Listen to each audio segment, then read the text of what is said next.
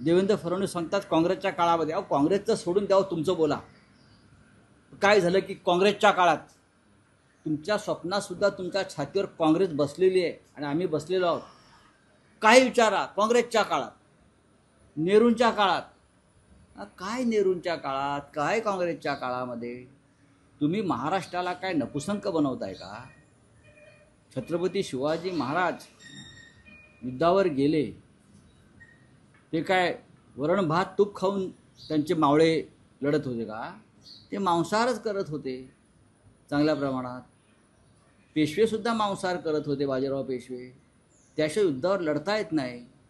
आता सीमेवरचं सैन्याला सुद्धा मांसाहार करावाच लागतो ना. वरण भात तूप पोळी खाऊन, श्रीखंडपुरी खाऊन नाही युद्ध लढता येत.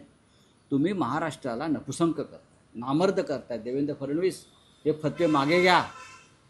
तुम्ही मराठी माणसाची संस्कार आणि संस्कृती खतम करताय. स्वातंत्र्य दिनी काय नवीनच होतं, स्वातंत्र्य दिनी मांसाहार नाही. तुम्ही नका खाऊ ना. बरं तुम्ही लपून खाताय ना सगळे, आपण सगळे लपून खातात. मग लोकांवरती ही बंदी का लादत आहे? प्रत्येक प्रकारची बंदी लादली जाते. बंदी, हे खाऊ नका, ते खाऊ नका, हे कपडे घालू नका, ते कपडे घालू नका, हे बोलू नका, ते बोलू नका.